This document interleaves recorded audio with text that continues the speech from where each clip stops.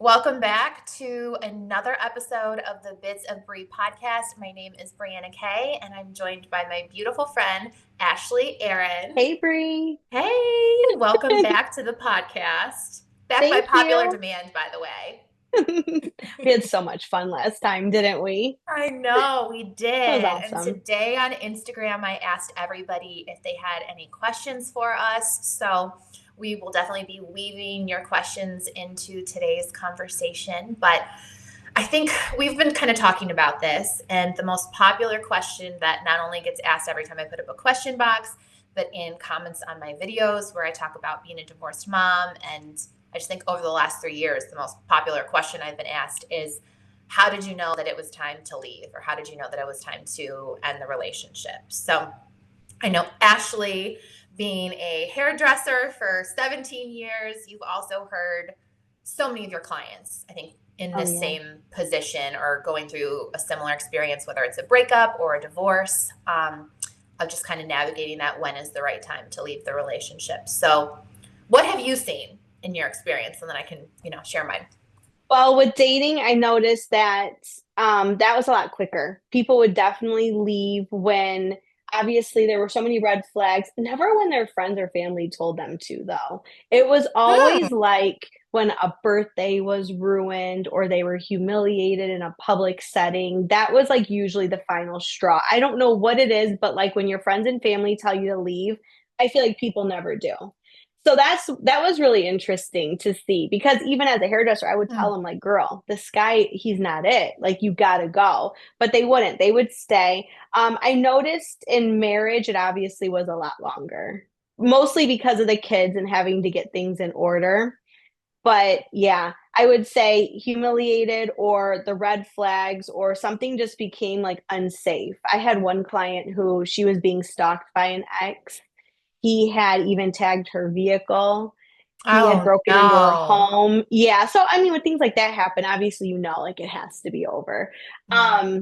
And then for the marriage, it was like when you just realized it either wasn't safe anymore or it wasn't good for the kids. That Hmm. was when I noticed people would leave. Kids really motivate women to leave because I feel like women will put up with a lot on their own, but they don't want that for their children, right? Yeah. So I feel like that definitely helps people make that final decision like, okay, it's time to go. Yeah. What do you think? Okay, so I think for me, like if somebody came to me and was like, how would I know? I feel like you should almost be monitoring your days. Like if you're truly not having any happy, good days over the course of a month, I feel like that is a huge indicator of if you are not happy, especially if you have children, like the biggest indicator of a child's success is if mom is happy. So kind of to your point of if there's Agree. kids involved, like you are doing a detrimental act of service to your children if you are not happy because that's going to negatively impact them. So I would say kind of monitor your days and I think every relationship goes through ups and downs and that's why I wouldn't be like just get divorced, very flippantly. For sure. But if you are just miserable day after day after day after day, that's going to Mhm. really negatively impact your kids. And just from my perspective, my parents divorced when I was 18, and I so desperately wish that my parents had divorced when I was little. When I know like there was already a lot of unhappiness and a lot of fighting and arguments and all those kind of things. I think it would have been much better for all of us, both me and my sister and my mom and dad, to have gotten to move on and both of them have a chance at happiness again. And for me and my sister to see that, I think would have been much better than how it kind of all ended. So I think that. I think if there's also just a level of resentment that you cannot even be romantic with the person anymore. Because then you're Oh essentially yeah. just having a roommate, right? Or like an Yep. additional child. If you can't be Hmm. romantic with that person, there's really Hmm. kind of no point. So if you've reached that point of resentment, and maybe it's kind of how you just brought up too, like people who have that level of embarrassment, right? That probably is one of those Hmm. things like you're going to resent them so much after that happened that there's really no moving Yep. past it. Besides the obvious deal breakers, like somebody has a drug or alcohol problem, or somebody, Mhm. if your rule is you're in a monogamous relationship and they cheat on you, then obviously like it's over. Mhm. Because I've always found that interesting too. Like, I don't know if any of your clients have ever brought this up, but I've always had that wonder when someone stays in a marriage after you hear that somebody like cheated or stepped out of it and they stay. I've always wondered, like, did they just have a Oh, different girl, agreement that, you you know what I wouldn't mean? believe Maybe what they don't they want to come said. out and say, but because I just don't know how you could if somebody cheated on you. Yeah. I don't know how you stay. You want to hear something interesting? Yeah. They, okay, this is so wild. And I was, what was I, 2019 when I started doing hair. So this was wild to me. Obviously, learning about people having open marriages, that was shocking to me because I was so young and I just didn't really know about that kind of So stuff. people would But actually talk to you about it? oh, all the time. And let me tell you, I do not recommend because every single marriage ended in divorce. And the reason why is even when they had really strict terms and rules and everybody was playing by those rules, two people always fell in love. That's the crazy Mm. part is that, this woman would have this guy and her husband would be fine. But all of a sudden, she's not paying bills with this guy. They're not raising kids together. They're not fighting. It's easy when you don't have those daily things that you're having to deal with to all of a sudden think the grass is greener on the other side. And of course, the relationship never worked out, but families were broken up. Oh my gosh, it was so messy. So that was shocking to me. It almost felt like a culture shock. I could not believe it. But the next thing that was probably the most shocking thing I learned about people is how many people, especially wealthy people, cheating is not a deal breaker at all. Ooh, wait. Okay, say more about that. What do you mean? Yes. Exactly, girl. I was shocked because I would be like, if my husband ever cheats on me, like I am done. There's no second chances. And not because people aren't allowed to make mistakes and not that everyone has to be perfect. It's just that I know that no matter how much therapy we went through, I could just never trust him. And once that trust is broken, I just don't think I could ever get back to a point where I wouldn't worry about what he's doing every single day when he's at work, all of that kind of stuff. I just know myself enough to know. So I would express this to my clients, right? And they would patiently sit there. And these are women who are much older than I am, been married a lot longer. And they would patiently wait for me to go on my whole spiel. And they would say, cheating is absolutely not a deal breaker for me. And I was like, what? They were like, it's Wow. not. It was not something that they felt that would cause them to end their marriage. But guess what was? Somebody's stock portfolio hiding money and someone not knowing about it. They felt betrayal when it came to money. So, like, if There's their husband, financial betrayal would have been a yes, deal breaker for them. yes, Huh. financial betrayal. And I'm like, what? They're like, yeah, absolutely. If he is not like telling me, all of his investments, if he's not sharing with me everything that he's doing, and we're not like an equal partnership, that was more of a betrayal to them. I could not Wow. wrap my mind around that. I was so shocked. And these are women who they were successful in their own right as well. So it's not like they needed the money. That was the part that I was like having the disconnect about. But they all, and it was so many women from different walks of life, but all in the same tax bracket. They all felt the same way. Isn't that wild? Okay, but so then that's my real question. Were they being open with you? Like, were they in open marriages? And that's why they didn't care. Okay, so this is what they told me. They told me that they would never encourage their husbands, the ones who weren't in open marriages. The people who were in open marriages, they were vocal about it. They told me about it. It was whatever. They also didn't happen to fall in the like wealthier crowd or that kind of stuff. Not saying that those people don't do that. That was just not my experience from my clientele.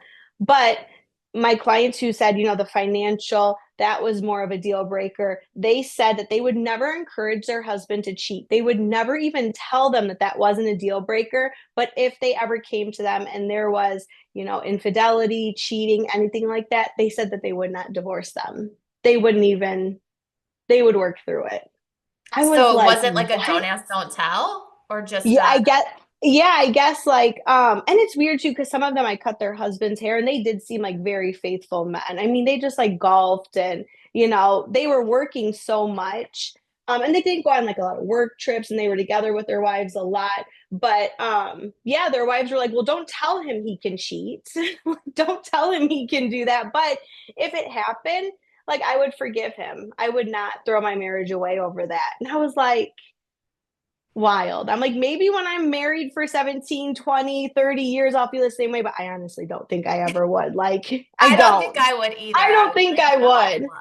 But everyone's different, right? I That's the guess, yeah. thing. And I will say, we talked about this on the last episode, the Are We Dating the Same Guy sites.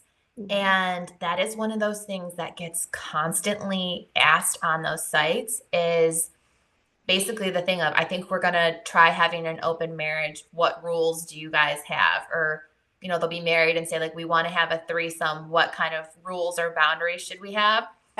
And while people will comment, like, here's what worked for us, I always see the comment, like you said, though, of we tried it and now I'm divorced, or we tried it and it Mhm. ruined our relationship. So Yeah. I feel like there's a lot of cautionary tales on that site Yeah. whenever I see somebody post something like that, of it just Yeah.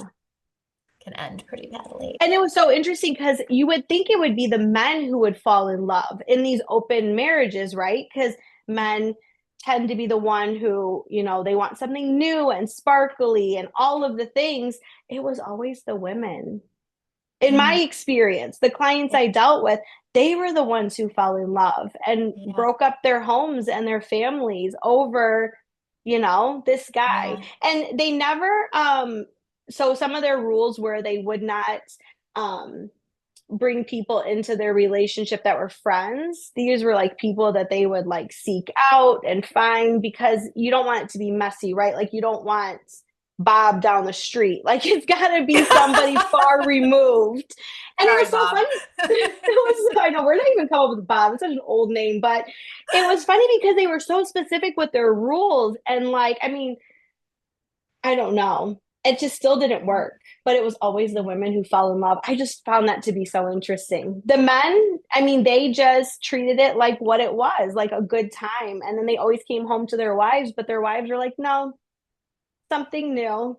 So I don't recommend it. From my experience, I don't recommend it. But like you said, maybe it works for some people. Okay, this leads me to the next question, because when we're talking about people stepping out of their marriage, I, for one, believe that women's intuition tells you so much. Like, if you are at all feeling sneaky or suspicious, because this has happened to me in the past, and even if I didn't see it right away, I eventually found it.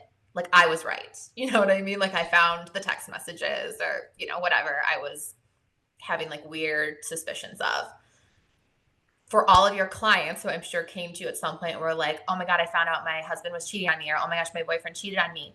What were the signs that they were stepping out of the relationship? Like, what were the telltales? The the first one that's the most obvious is if he has his phone in his hand 24/7 and you cannot have access to it, or he has like a passcode and you don't have that passcode, something's definitely going on. Because a man who isn't cheating, he's not going to care if he leaves his phone laying around. He's not going to care if you have the passcode because what are you going to find? But if they're in there and they're texting people, DMing people, doing all of the things, they are going to be so sneaky. I'll also say that wealthier men, it's harder to catch them cheating Why do you because think they that have, is? well, because their finances are in so many different places. And think about how if you just have like a normal income household and you both like share finances, you probably have like one bank account, a few credit cards. It's just easier to see where the money is going. But a man who's wealthy and has means, you're not going to have any idea, especially if he has a business dealing in cash. And an example of this is this was so crazy. This is again when I was really, really young and I was just blown away. One of my coworkers, she had a guy come in and she did his hair and his wife's hair and apparently his mistress's hair because he Wait, was what? so, yes. They all came to you? No, they came to my coworker. I'm not Oh, going okay. to say her name just for Okay. privacy reasons, Okay. but Of course they not. came to No. her. So my chair was next to hers. And at this salon, our stations were really close. And they were double-sided. So you could hear everyone's conversations. We all talked together. So I remember I had seen his wife before. At this point, I had not seen the mistress. So the husband, the mistress, and the wife were all clients of hers. And he came in and he asked her if he could help, if she could help him with something. He had planned a scavenger hunt to ask his mistress to marry him. He was Wait, going to what? propose. Yes, girl. He was proposing to his mistress. Mind you, I didn't know him and his wife, like he had started divorce proceedings. And again, I didn't know he had a mistress. I just thought this was another one of her clients. She didn't know either. The hairstylist did not know that he was dating a mistress. So when he brought in the scavenger hunt, it was like, go to this part of the salon, go to this part of town, and eventually all the clues will lead you back to her. And he was going to be there with the ring. The hairstylist leads you back to the hairstylist where he would be there with the ring. And she didn't tell him no, but literally all of our jaws were on the ground. We could not believe that he had been cheating, and then had the audacity to include the one person who knew all three of them. Like, how messy. What if the Oh wife was my getting her hair done? God. I'm telling you, some Oh my people are God. so bold. Wow. So bold. But I think that's why Wow. the wife probably never caught him, because I know his business, I want to say he was like in the cement business or something, but he dealt with a lot of cash. And I'm sure he had multiple, cards, business accounts. And so, yeah, he apparently could go buy a whole ring, huge ring, by the way, let's just say. And the wife had no idea. No.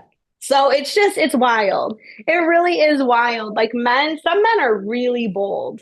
But Okay, yeah, so they're, so you're saying if they have their phone with them all the time, like, and you don't have access to it, hmm if you know hmm that they have, like, because you're saying like if you had the ability to check bank statements or whatever, you could see if money was going elsewhere. But you're saying if they have a lot of like cash or money other places, you might not necessarily be able to find it that way.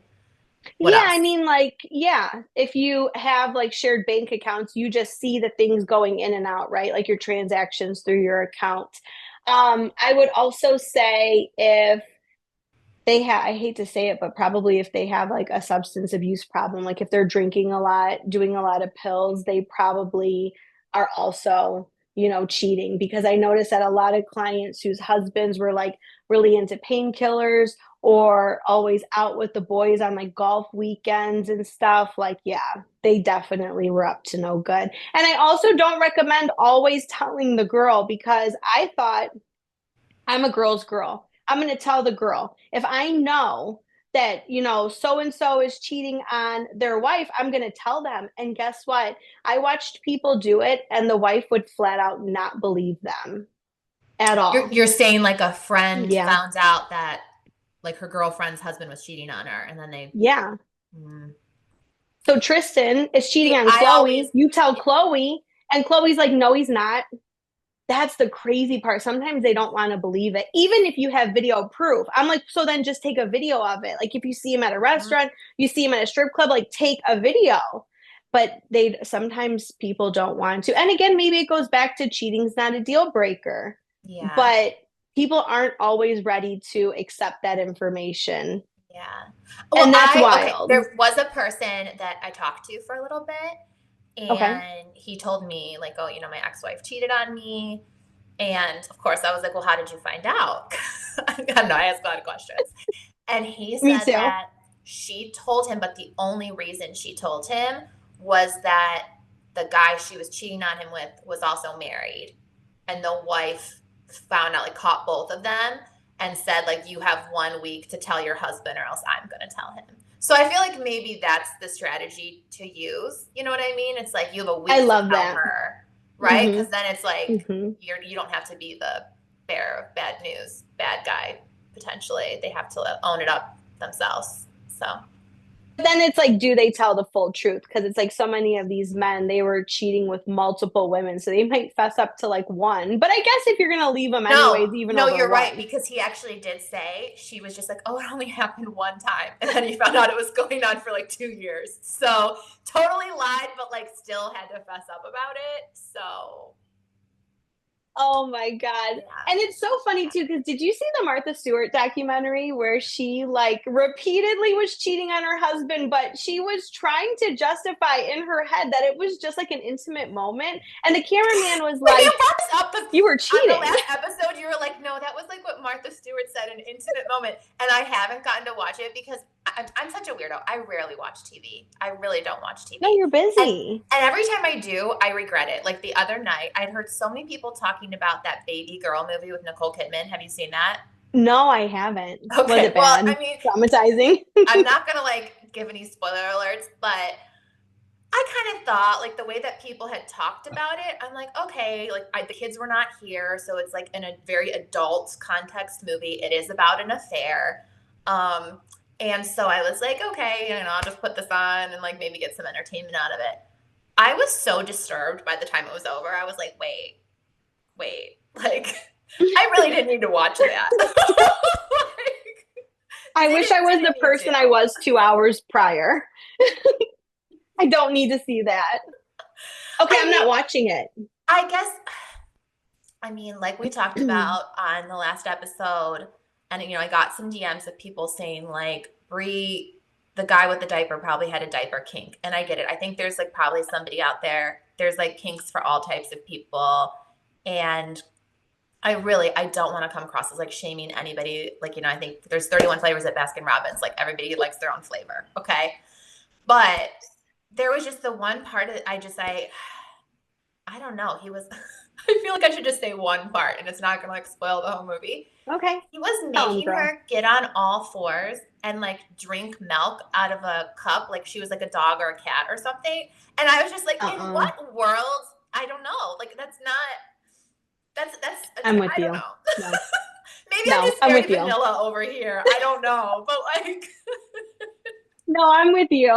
Animals, teddy bears, dressing up like bears or anything furry. No. And I know that we shouldn't kink shame. I'm with you on that, but doesn't mean I gotta like it. It doesn't have to be our flavor, right? I had one client, she even left work one morning and she was gone, forgot something, maybe 15, 20 minutes, and came back and her man was like dressed up in like a very provocative way with like a collar. He had blow up dolls. He lit candles. He was watching porn. Like it was a whole set.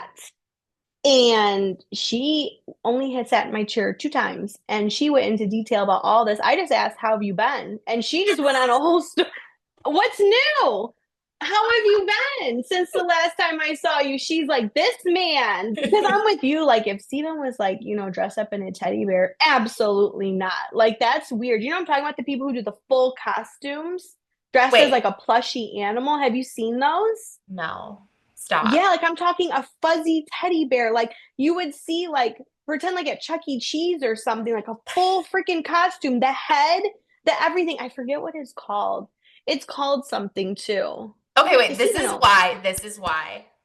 And I feel very strongly about this. If there's one tip that I can give to all the ladies out there, in the serious relationships where you're being intimate, your man should be the one purchasing whatever lingerie you're going to wear. I Because I agree. even had this conversation with somebody one time. And he was basically saying, like, yeah, the one time she showed up in this like poison ivy, she looked like a plant, and he's like, it's like I was not into it. He's like, it was the biggest turnoff. And I'm like, okay, this is why like he should be buying whatever he's into. And obviously you have the option to be like, no, I'm not wearing that. But I feel like at Mhm. least then you're not showing up in anything that's Poison ivy. poison No, I agree. No, not saying that like the men have to be in control, but that also goes back to women need to have those conversations, like what they're into. And maybe that's what we were talking about, like when you know the relationship is good or not. Like if you don't feel you can be open and talk about these things without getting embarrassed or feeling right. ashamed, that's not your person. Right, That's because not it your should be person. playful and fun. Like I feel like Hmm. that's the most fun part of when you are in that committed, intimate, romantic relationship. Is like having fun and yeah, doing all Exactly. those things. Is Yep. lingerie considered a kink? Or is that just normal? I don't think so. I feel like that's like what keeps your relationship healthy, right? I don't 100. know. Yeah. I feel like definitely it keeps it healthy. It keeps it exciting.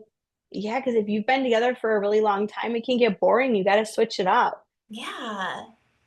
I So I mean, wouldn't say kink. No, I definitely don't think kink. okay. I think good. I think approved.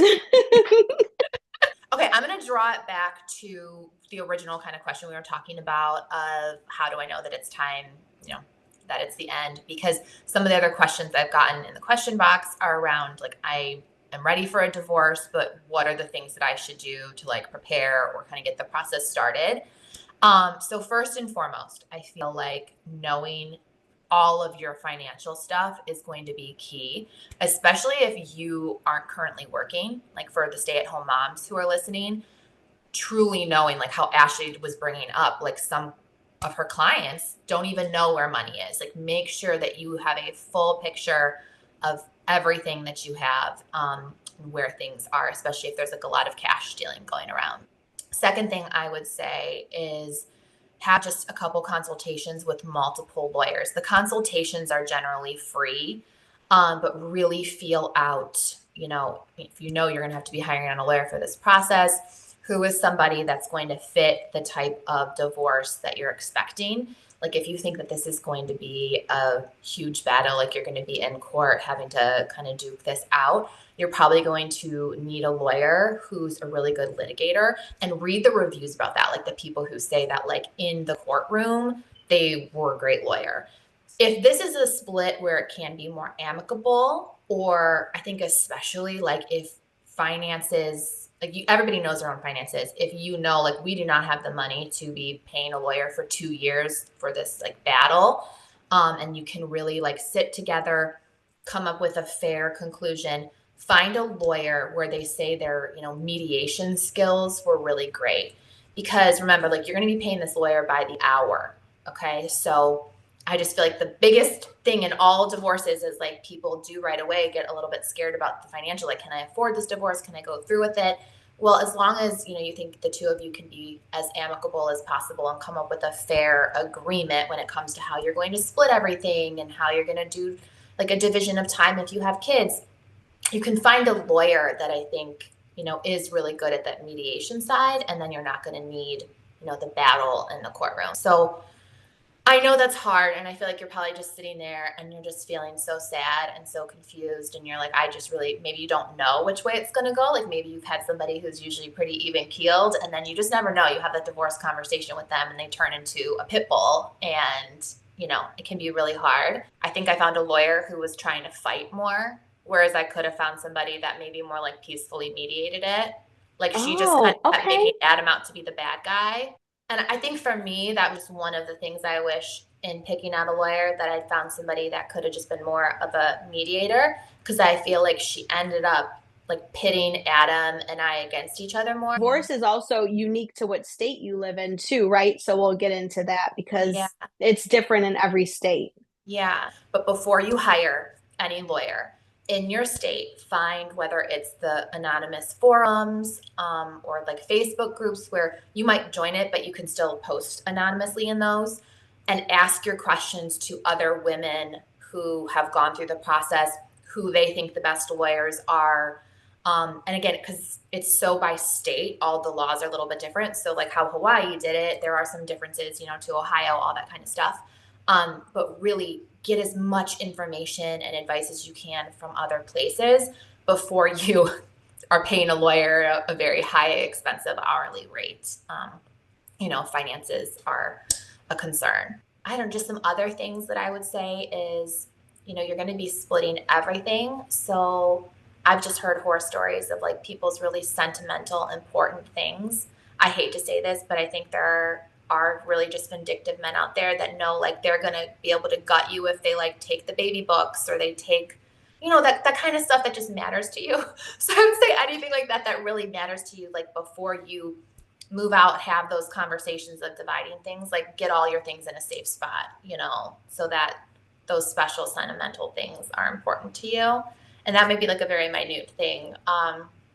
But yeah, I feel like I've heard so many horror stories about stuff like that. Actually, what am I forgetting? Like, what have your clients said that they've No, that is so done? true. And it's also completely different. I love what you said about it depends on the kind of relationship you're in. And divorce does tend to bring out the worst in people. I have seen it where it can be amicable and people can divide. And then, yeah, you don't have to pay as much in those divorces because you don't need like a shark of an attorney, right? You just need somebody who can just help you basically just split everything in half. But there are situations where I think I told you a And we brief. should bring that up because I think sometimes people, I know it can sometimes depend on state because I think there are still some states, pretty rare though, from what I've heard, still some states that are at fault states. So what that means is if your partner cheated on you, they are at fault. So you might get more instead of like a 50-50 division, but that's pretty rare. Like most states, and even if it is an at fault state, there's still basically a, well, it's going to be split 50-50 anyways, unless, you know, you had a prenup or a postnup or some other kind of arrangement. But like the biggest things that I learned in my process that aren't able to be split 50-50 that you should be considering in your situation if you're like, oh, well, we have a house, so we're going to split it 50-50. Well, did you purchase that house before you got married? Because if you did, depending on whoever purchased it, actually that's not split 50-50. Like what ends up happening is like they get their down payment and any payments they made towards it before you were married is taken out of then the split. So things like that. If a car was given as a gift, like if you got a car for a birthday, it's not split in half. Like that's actually a gift, so it gets given to that person in full. Anything like that stuff, like furniture, purses, jewelry, all those kind of things. That's why a lot of times even people they think like, oh well, I bought the engagement ring, so I get the engagement ring back. Like, no, that's a gift. So technically it's yours. So there's just like lots of things like that to consider too that you know you might think oh it's just going to be 50-50 no matter what, but maybe think about those things you know going into it, especially I think the house because I think that's where everybody's got so much value, right, of knowing like okay if I'm going to get 50% of it to kind of move on and start my new life. And then a lot of cases I feel like some people kind of get the rug pulled out under them when they learn that that isn't the case. So And you're right, it really does depend on state. So, like Hawaii might be one way, Ohio is another. I know here in Michigan, again, if you don't have a prenup or a postnup in Michigan, like whoever the breadwinner is, that is who pays spousal support. So, that could be the woman if he doesn't work, that could be the man if she doesn't work.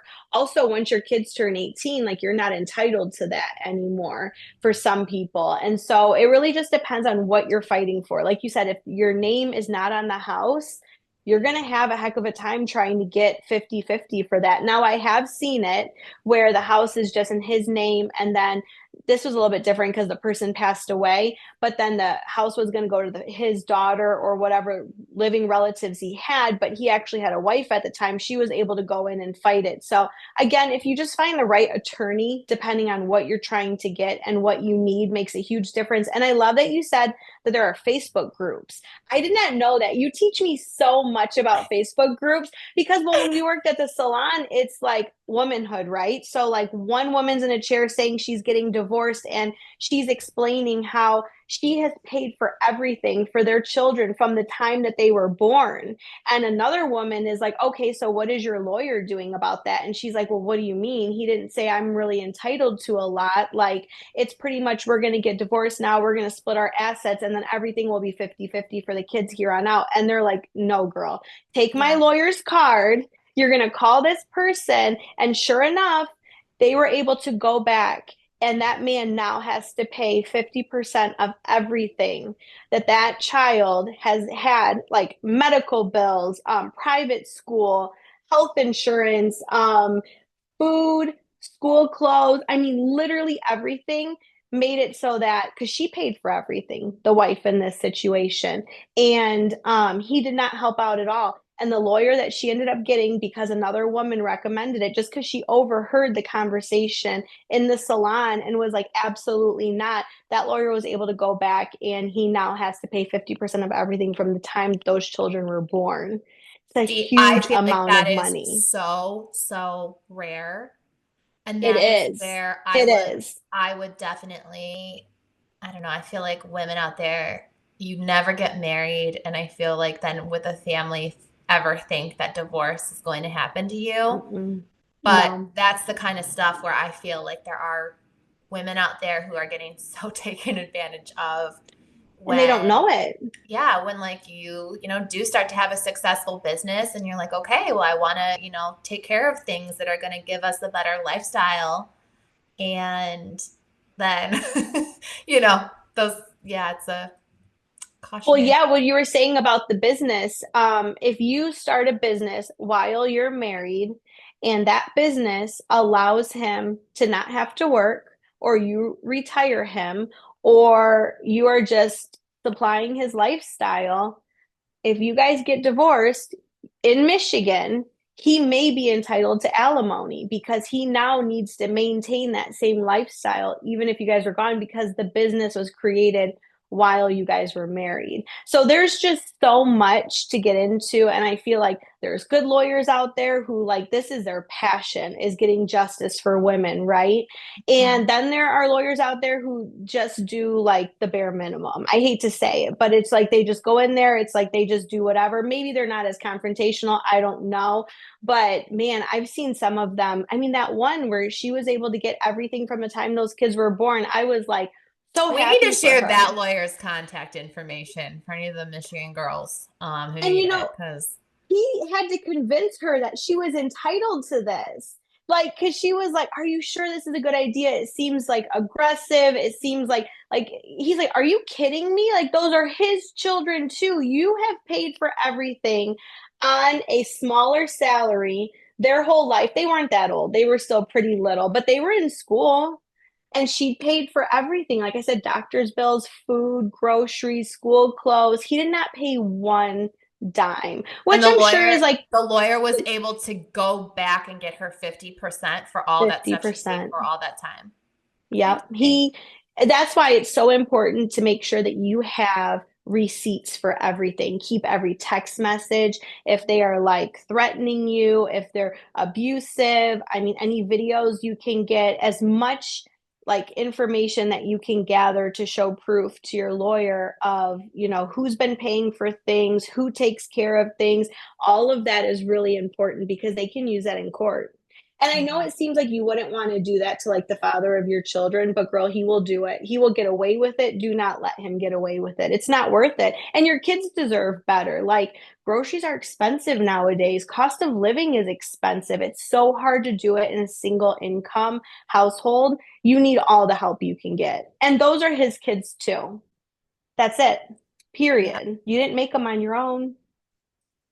Is that too controversial to say? No, I agree with That's just how I I agree feel. with everything you're saying, Ashley. All right. This question I feel like kind of dives into then the similar topic too, but we have someone who asked newly separated how to figure out co-parenting because this is going to be one of those things that you know you're also going to have to figure out in this whole process too if you have kids. And I think the number one thing, just in everything, is you have to put the kids' needs first. Like your emotions have to, you know, be put to the side. I get that that's really hard. I feel like there's so many just heartbreaking stories out there that like you guys have sent me of, you know, somebody cheating or like financial, like stealing money, all these kind of things that it's just like heartbreaking. And I know you've been mistreated so terribly and you like want to get that person back and like be vindictive. But when it comes to co parenting, that's where it's like the kids have to be put first and whatever anger, sadness, all those feelings, like you just have to put to the side for the sake of the kids. Um, and I feel like Ashley, you even talked about this with your parents of how like you're like they did it when like they divorced when you were very young and you were like I had Very no young. idea. I was young. I almost felt traumatized when they got divorced because they never fought. Isn't that weird? Like, I don't remember my parents fighting. Again, I was really, really How old were little. you? I want to say I was maybe third grade, maybe Okay. even younger.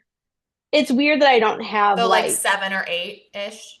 yeah, like young, right? And my parents were in the military. I grew up an army brat, so we grew up all over the world. So maybe that's where some of my memories get a little bit like fuzzy because we lived in Germany, we lived down south, we lived in so many places, right? And dad was busy with work because both my parents were in the military. And then when they had me, they decided which one was going to stay in and which one was going to stay home with the kids. Because when you're in other countries, finding childcare and stuff like that, it can just be a bit harder, right? Oh, So I'm you kind of sure. need, you know, raise the kids and homeschool the kids and do all of the things. And we were young. My sister was actually even born in Germany. But all of that is to say, like, when my parents got divorced, I was so upset because I'm like, I never saw them fight ever. Aw. And it's one thing that I actually really, really give them such big credit for is that even when they got divorced, not until I was like maybe in my 20s did they ever talk bad about each other. My dad never talked bad about my mom to me or my sister, and my mom never talked bad about my dad to us either. And it's just so crazy because I would see friends, see, we're older, Brie, See, like we're at an, but that's where I feel like when you are little like that, it does just make yeah. such a difference because at 18, I heard it all. I heard it Oh, all. wow. I was Yeah. so aware of everything that was going on. And I think it is just so damaging because you love both of your parents so much Mm. and you don't want to feel like you have to pick a side. And it is just very difficult because I think there's like something that's like, well, you're 18, you're an adult, so you can handle this stuff. Mm. At 18, yes, you can handle certain like adult responsibilities, but I think the emotional, like you can't take that on emotionally with your parents. It's really, really hard. And that's just why, yeah, I feel like when you're younger, it's just so much better. And there's not a single person, like I personally, I regret even waiting as long as I did. I mean, I think it all Oh, worked out wow. as it should. Because obviously if I had done it sooner at certain points where I kind of did reach a breaking point at certain earlier Mhm. points, I wouldn't have Hayden. And so I feel like, Oh, you know what I'm saying? Like I have to so be like, true. it We, worked out yeah. as it did, but I regret in some cases that I didn't just stand up for myself and do it even sooner. And I feel like so many other people that I know of who waited a year, 2 years, or like for some event that they had going on, they've even said like, why did I do that to myself? Like I put myself Mhm. through so much more unnecessary stress, fighting, trauma, all these things that I didn't need to do to myself. Why didn't I just do it sooner? And I But also we have to just, give ourselves grace yes. because as And I want to easy give as my it, parents it that is to too. I walk mean, obviously my away. dad, I still believe Yes. he's like listening, but like my mom obviously is around and might be listening to the podcast. I always kind of tell her, I'm like, Hi, you don't need to Mom. listen to things. But I want to like give her, like, I've obviously forgiven her. I'm not like blaming her, but I just, in looking back on it, I just wish they had done it sooner so that they could have been Mhm. happier sooner. And I feel like the same thing of like, I just in some ways wish I had done it sooner. And I feel like every other person who's gone through this is like, I wish I had just done it when I'd known, or when my intuition went off that like, this isn't right kind of a thing. Mhm. Um, there's not like anybody I've met that has regretted it or been like, I shouldn't have done it. Have you ever had a person who Yeah. came back and was like, I regret that I got divorced, or I regret that I broke up with that person? I don't feel like you'll regret it if you do it sooner, but I always feel like people never regret their children, and children usually come out of waiting a little bit longer. So you'll Yeah. never regret that. But if you're feeling like you should get divorced, then definitely do all of the things you need to do to Yeah. start to leave. I love your top, by the way. You Thanks. look so good in that color. I feel like you need to be a bride again. Be a bride again. I'm talking about divorce and I'm already trying to marry you off again. Even though last episode I said I never want you to find a boyfriend, now I want you to have a husband. I know, literally, This is that why, last episode, you're like, I hope you're always single. I want these crazy stories. And because can I tell you why? And I know I've told you so many times, but I just get so sick and of like the women with low self-esteem dating. And I know it takes time and it takes practice, but like you just don't put up with the bullshit. So like your dating is no, I like don't. top tier. It's entertaining and it is like healthy. And I just don't see it enough.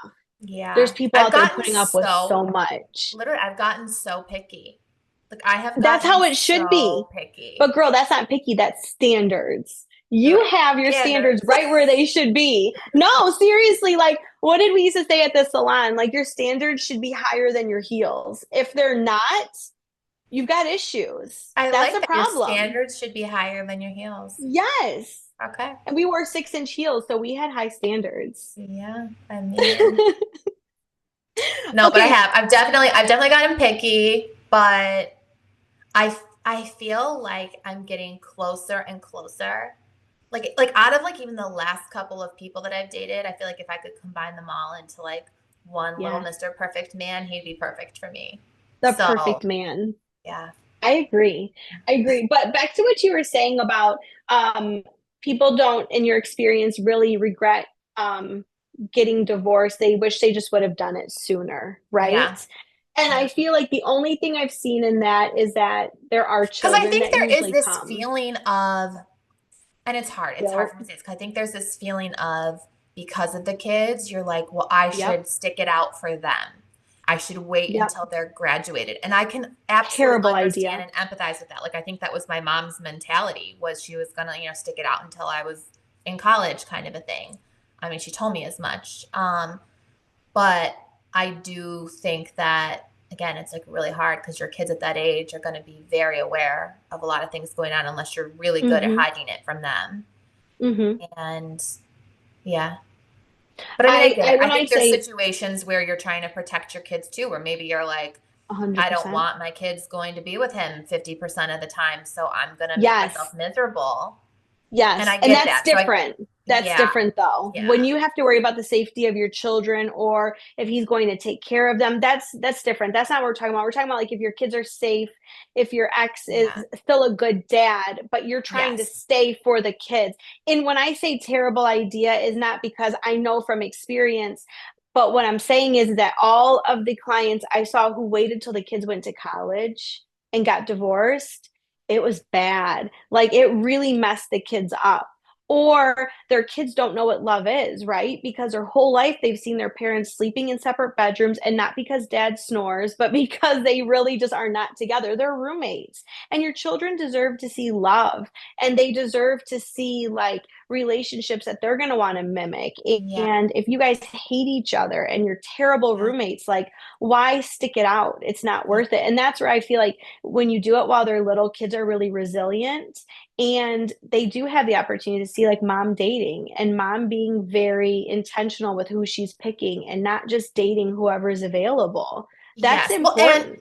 and I do want to like clarify that too because I would not I don't think introduce anybody to my kids No. quickly at all. Like it's going to be Yep. like when they're introduced to somebody because I did it one time um and I feel like that was a great lesson learned. I think there's Yeah. no rush to do it, Nope. but it did make me realize like I either want my kids to see two things. Like and I think they're seeing the first right now. Right now they're seeing a really strong, independent woman. Mhm.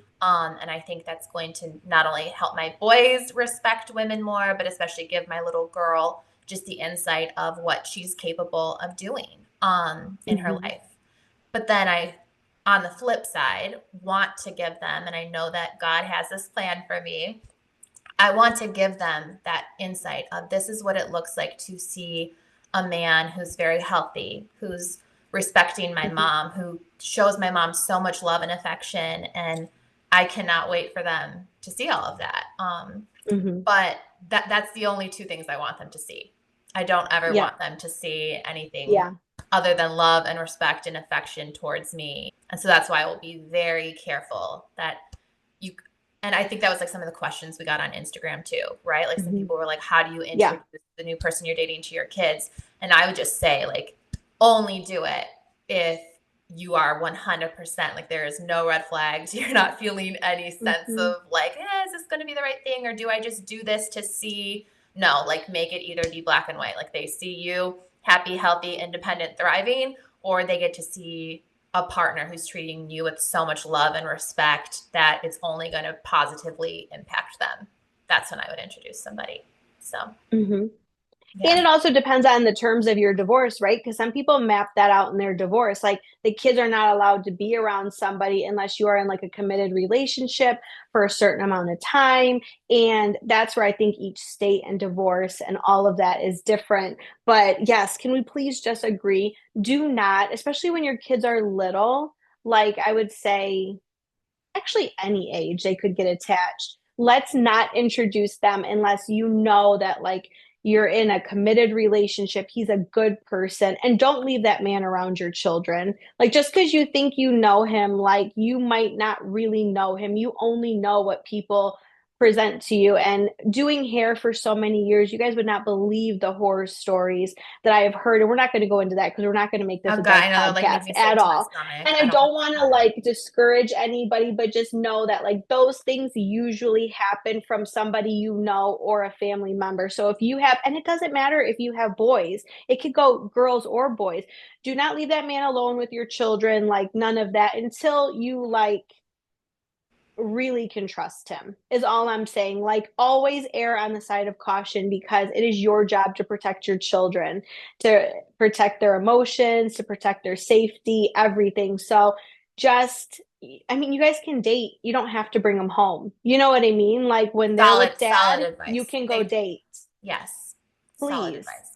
You do not need to be alone and lonely. And that's probably one of the best parts of divorce, right? Is like finding what you actually deserve. So, yeah, just don't get the kids involved. And I even told my mom this, like, no matter who she brought home, I was never going to like him. So it didn't matter if it was a good guy or not. I was just a hard sell. I was a hard sell. I didn't want my mom to be with anybody. It's probably why I'm telling you, like, I want you to date forever. But yeah, and some kids, you'll have some kids that are like really like, Mom, I'm so happy for you. You deserve to be happy. And then you have other kids that are like, no, Mom, you're mine. You're not allowed to date anybody. Like, you just have to hang out with me all the time. So I feel like See, my kids are in that camp though. They're very sweet. I mean, you're so they lucky. have I been, they feel have bad what I literally, put my mom through. oh, I well, really do. I I was mean, so I hard will on say I her. kind of did the same thing though, but I think it's because I was older. And at that point, Yeah. you know what I mean? You're just so used to having your parents. I think that was what it was for me. Hmm. Like I was just so used to having my parents together that I was like, no, I don't want you with anybody else. Like, you know? Yeah. And I loved Um, my dad. So yeah, I know what you mean. You're like, yeah. no, my dad's the best. Nobody else. Yeah. Yeah. But I mean, now looking back on it, of course, I just would want her to be happy and to have, you know, Hmm. somebody wonderful and all that. And you know, Hmm. she's remarried now and seems very happy. So happy for her. But like, Yes.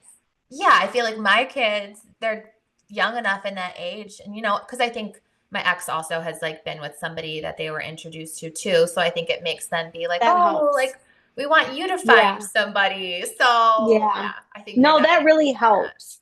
Yeah. When both parents are dating, I feel like it really allows the kids to be like, okay, we want mom happy too. Because you don't want to just see one parent happy. But I feel like it's really hard if just dad is dating or just mom is dating. That sometimes can be hard for the kids because then they're like only dealing with it from one parent. But when they're little, they're resilient. They can handle it. They really Yeah. can. Yeah. So you're right. Those older kids, my divorces that took place of clients who, waited till their kids were in college, they never accepted anybody. Yeah. Yeah, it's Yeah. hard. It Yeah. is hard. But we were also talking about when you want to leave, things you can do to help prepare for that. Because not everybody's in the same situation, right? Like some women don't pay any of the bills, they don't know where any of the money is, they don't work, they raise children, and Right. maybe they live in states where either they can't afford a really good lawyer or they won't be entitled to alimony, and I their mean, I kids are, think there's situations where women, yeah. if they're not working and you know they're at home like Hmm. sacrificing their lives to raise their Yep. family and to have made Yep. this beautiful home, all these things that they've done, it's very difficult in that interim period. Like, you know, once the divorce is finalized, it's pretty clear cut.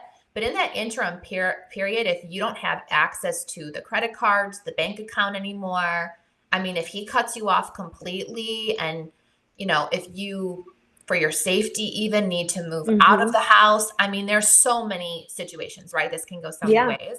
But I Yeah. think that's where I would have like the most concerns and why I could see kind of going back on what I said of, oh, you like regret not doing it sooner. But also it's kind of like thinking about if you know that you need to do it, what kind of preparation are you doing Hmm. so that like you can, you know, have that conversation and still safely remove yourself or have what you need until your divorce gets finalized, kind of a thing. Hmm. And yeah, that can I think be sometimes the reasons why people do hesitate because they're like, well, I'm not Yep. financially like secure enough to be able to do this, or I'm not going to have a place to live. Like he's not They going to don't have be the type family of, or support. spouse who's going to be like, okay, yeah, we shouldn't be living together. It's not healthy. So I can help with an apartment until we get divorced. Like I think, there's great, like even though you're divorcing them, there's great respectable men out there who I think still do all the right things. Yes. But then let's face it, there's a lot of ones who, even if they were somewhat respectable, turn into, again, a vicious pit bull when you're getting divorced from them. And, No, you know, it's true. so Some of the men that you would think would be so respectable and think like that's the mother of my children. Yeah, she had her degree and could have went on to be a doctor, but I made her be a stay-at-home wife so that I could go on and be a doctor or a lawyer or all of this. So many women give up their careers early on to yeah. stay home and have kids to support their husbands so that they can keep going. And then when I was saying about like how if you're in Michigan and your kids are getting closer to that age of like 16, 18, that Mm-hmm. money really dwindles down. But a lot of times, if you are in the situation that you just described where you don't have access to money, one of the biggest tips I could give, I saw this with so many of my clients, it takes a lot longer. You're not going to be able to get divorced within 6 months. It might take a year, maybe a little bit longer, but they would do little things like they were in charge of grocery shopping or they would go and get their hair done and they Mm-hmm. had money for that and they had like a debit card and they were able to use that. Their husbands didn't question what they spent on that, and they would slowly start to withdraw money that way. So they would go grocery shopping, and you know how you can get cash back? They would get like $100 back, or they would get like a couple $100, and they would slowly stack all of that money up to where they were in a position where they could leave and they still had something for themselves. And when they got divorced, it wasn't like they were hiding money. This wasn't something illegal that they were doing because I mean, your husband's not going to notice. Maybe now because groceries are so expensive, but back then, your husband isn't going to notice if you spent $200 at the grocery store or 300. And they just would go more often, and they would just sock that money away. And it was crazy because they would tell me this, and it was just so heartbreaking because some women just don't have the support. Like maybe their family lives in a different state, Right. or they just don't have means to do any of that. And this is how they were able to get money and then eventually get out. It takes a lot of patience though, because you're so done with that man, but you need money, so you have to wait, right? And yes, they could go get a job and then they could go and get all of that kind of stuff, but they were still responsible for the children. So how were they supposed to work? Or maybe they didn't have cars. Maybe they didn't have, and they were doing like grocery orders. And there's just so many things like you really can't judge somebody because Yeah. you don't know what they're actually going through. And some of these men are really controlling. And Yeah. so you just have to be careful. But that is one way, withdrawing money at the hair salon, getting cash back at the grocery store, even like 7-Eleven or anywhere you can get cash back. You don't even have to do $100 if that's going to flag them $20, $5, and you can just start saving that money. It Yeah. really does help. Yeah. I mean, yeah, that's just one of those things that I feel for any woman in that situation where it's like, Hmm. you have to leave, but you know that you don't know how you're financially going to get by and make sure that the kids have a safe place to live and that the kids have food and Hmm. that the kids activities and all those kind of things get paid for. And I get it. It's Yeah. like that's so Yeah. scary. Yeah, it's so Yeah, scary. because that's So, what a lot of women worry about the most. They never worry about themselves. They worry about making sure that the kids don't feel like their life is going to change, yeah. right? So, like you said, they keep them in the activities. They make sure that they're still able to go to their camps, their schools, all of that kind of stuff. And that just takes time. And you always hear these men like, oh, we'll just go get a job. But it's not that simple. Like Yeah. it really isn't, especially when you have multiple children. They go to different schools and you're in charge of maintaining the house and cooking and doing all of these things. Like it's just not possible. So And that's I just one way think that can too, like help. for the women out there, even if you're like, I have the best man in the world and he's so Mhm. wonderful and he takes care of all of these things, this is just advice that I would give you, and take it for what it's Yeah. worth. But if I were in your shoes, I would, because you can do a post-nup agreement. You can have a after you've been married. So he's having Yeah. you, you've decided for your family, it's the best thing for you to be the stay-at-home mom wife. If he really, really is that upstanding guy who loves you and respects you and has put you in that position, You create some kind of a prenup. If you're talking about this before you're married, like maybe you know what the Hmm. situation will be, or after you're married, get a postnup that's saying what your value of, because you're doing work. It's a job, even though you're not out collecting a check from somewhere else. Because of what you're doing, you're not having to pay for daycare or for a nanny or for a house cleaner or for a cook or for, somebody who's an errand runner, all those kind of things, right? Like, because you're the one doing those tasks. Figure out what the value is. He should be putting in a bank account for you some type of value out of his paycheck. And then there should also be some kind of terms that if we do not work out, because I do not have the job that I'm, out bringing in a paycheck, what the supplemental income for you is going to be until your divorce is finalized. Because again, it will be finalized. Like that's part of what you figure out in the divorce of, is he going to have to give you that alimony or that, spousal support for a certain amount of time? But it's always like that is why people are afraid to leave, is because they're like, well, if the divorce can take up to 2 years, I don't know what to do for those 2 years. So put it into Hmm. a prenup or a postnup, and then you wouldn't have Hmm. to worry about it. Just a little piece of No, advice, that's fantastic you advice. know? No, it really is. And people have a lot of misconceptions about prenups and postnups, and they think that it only protects the man, but a lot of times it will protect you as well. If you have all of that, defined in your agreement, it can really make sure that you don't walk away with nothing. Like you are protected as well. And if he is a good guy, he'll have no problem signing that. He'll have no problem doing any of those things. And I think as long as you're open and it's fair, and definitely read it and get a good lawyer to look over it as Yeah. well, but it will protect you. It's not just for them, Yeah. it's for both of you. I'm Yeah. sorry, my voice No, you're fine.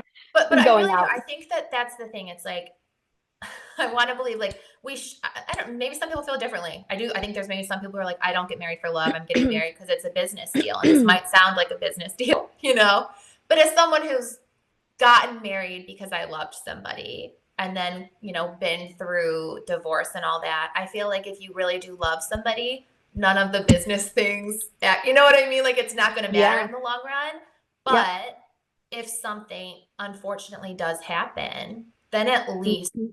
you are protected. And again, this is all about protecting those kids, you know what I mean, that are going to be in the Mhm. picture that should they deserve. It's like putting them first, and that's why you would do it. And that's even how I would approach the conversation. If you're like, how do I even have this conversation? Be like, for the kids, God forbid something happens, I want Mhm. to make sure that like the kids are taken care of, and that I simply know like what the situation will be, if Yep. this doesn't work. Yep. That's a great approach. If Yeah, you're taking it and not making it so personal, but you're putting it like this is to protect the kid, how can they argue that? yeah, I feel like that's the quickest way to diffuse a situation. yeah. That's great advice. And yeah, most guys will not argue that because unless they're just a horrible person, they are going to care about their children. So they'll sit down and they'll actually consider it. But Right. I feel like then again, that's like the huge red flag for you there. If it's like, oh yeah. If they don't care about the kids, yeah, girl, leave immediately as yeah. soon as you can. Okay, we have time for one more question. I thought this was a really good one. So she's asking, small town judgment for my recent divorce. How do I handle it? What do you think about that one, Bree? Um, it's not their life. As somebody who, for the last 10 years now have posted basically all these different journeys I've been on throughout my life, there is always somebody, doesn't matter, I say it's black, they'll say it's white. I say it's white, they say it's black. It doesn't matter. It's not their life. Like this is your journey, and you should do whatever is going to make you happy at the end of the day. And of course, if you have kids, like whatever you can do to be happy is going to be the best for them. That's like the biggest Agree. indicator of a child's success. So I forget what agree. anybody says. Like they have to live with themselves, you have to live with yourself. So do what makes you happy. I And agree. yeah. And surround yourself with other people who have that same kind of positive attitude of wanting to see you happy and who aren't judgmental. I mean, I think really good friends are always going to love and care about you and tell you the truth. But Hmm. I think that's very different than people being judgmental, right? Hmm. So, what do you think, Ashley? Yeah, no, I agree with that completely.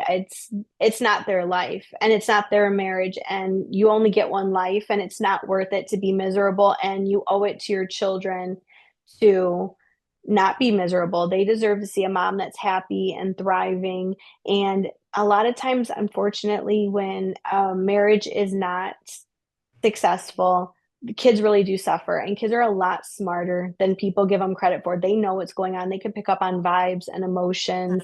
They know when mom's unhappy. Even if you think you're faking it, I promise you, they know. Kids know.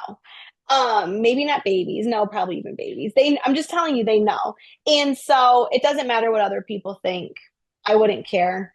I also don't tend to care what other people think, so I'm not a good person to ask. But I know it's easier said than done because a divorce feels embarrassing for a lot of women. They feel like ashamed, like my marriage failed. This is something that shouldn't have failed, especially if you live in a small town where maybe, religion or morals or beliefs play a huge part in that.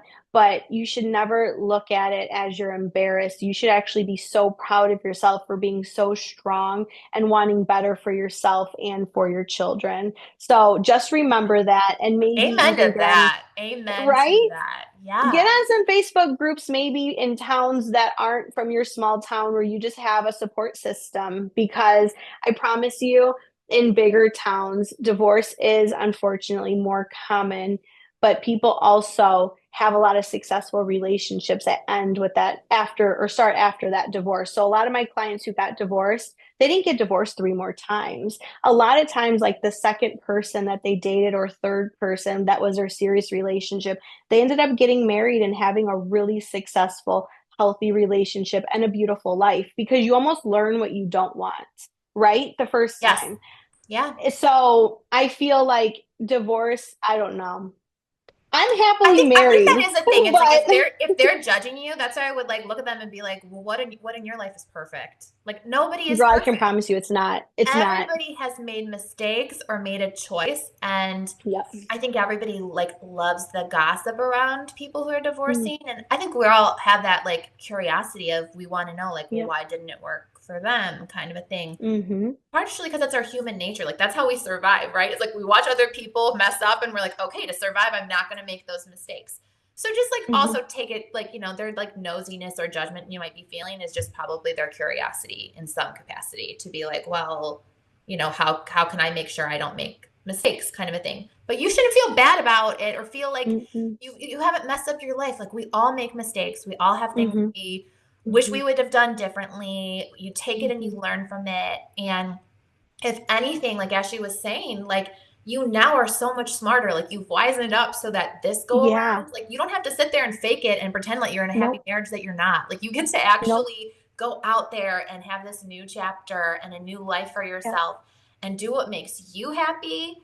And it's just going to be so much better for you in the long run. So, Yeah. And there are a lot of times they are projecting their own insecurities or their own issues onto you. So if you have people who are going really hard, like, I can't believe you got divorced, girl, she probably wishes she was divorced. Let's just be honest. I had done so many people's hair where I would do the entire family, the neighbors, the this and that. And I always noticed that the women that were super judgmental, they were very unhappy in their own marriage. And she just probably envies the fact that you had the strength to actually leave and she probably wishes she could do the same. So I just do not let how other people feel affect my decisions because that's on them. It says more about them than it does about you. and I think I said this on the first episode too of part of the entire reason why I wanted to do this podcast is because I think you should only truly take advice from somebody who's gone through it. Like, even though somebody might love you I and agree. truly want you to be happy, and they can give you their honest opinion of like listening to it, to me, unless they have really gone through it themselves, they've been in your shoes where you're at, Mhm. it's just their opinion. It's not actual like advice to follow. It is just for your consideration. I think it's the people who've actually done it and can say like proof in the pudding, like look where I was here, look where I am now. And if that to you, you're like, yeah, I'm here and that's where I want to be. That's the advice you take. You don't take anyone That's great advice. like, Yes. Yeah, never take advice from somebody that you don't wish that either you had their life or you respect their marriage or the decisions that they make, Yeah. or if they haven't lived.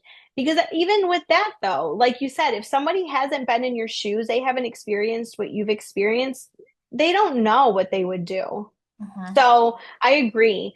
Only that's why I love that you're doing this podcast. I feel like you're helping so many women because I mean, at the salon, we would talk about it, but I guess now thinking about it, if you don't have a good support group, good friends, good girlfriends, and you don't go to the salon, you have Facebook groups or you have this podcast.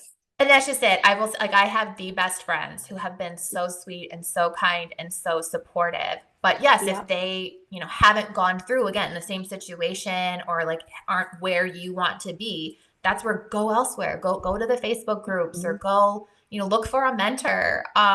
There's so many different things. Like ask around, ask whether it's your church, whether it's the women in your life, like even, Mhm. I've called some of my friends, moms who got divorced, just to have a conversation Oh, with I them. love Be like, that. what advice would you give me for like, because now you're remarried, now you're this. And like, it was so helpful. That was honestly some of like the best advice Mhm. I've ever gotten because they had already been through it all kind of thing. So, I love that. yeah. Women who are older and have been through it, they do give some of the best advice because it's almost like what they would have told their younger self, right? Yes. Or what they wish somebody would have told them. I Yeah. swear, I hardly and rarely took advice from people similar in age to me. It was always my clients who were like decades ahead of me. Yeah. And I just valued their opinions and their advice so much because they've been through it. And they may have regrets, they may not, but they'll definitely share all of that with you and just be such a big support without being super judgmental. And I feel like you need that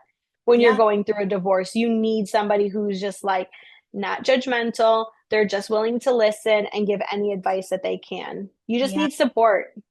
For sure. It's so, so, so, so, so important. But I'm so sad because I'm looking at the time. I know I've got to go pick up Hay from school. I know you also have a busy day ahead of you too. But I hope that this second episode of the podcast and answering some of your questions continues to be helpful. And of course, we can definitely do more Q&As in the future. And I think even dive into topics if people feel like, no, you need to talk more about X, Y, or Z. I'm just really excited kind of for this new era of the podcast. And just thank you so much for listening. And thank you again, Ashley, for joining me today. Thank you, Bree. All right, we'll see you in the next episode. They're coming out every Wednesday on YouTube. You can listen on Spotify, you can listen on iTunes, and please just make sure if you're watching here on YouTube that you have your notifications turned on, that you subscribe to the channel. And if you can go over to Spotify or Apple, leave 5-star reviews. It is so helpful and we're so appreciative of it. And just thank you again for listening, and we'll see you in the next episode.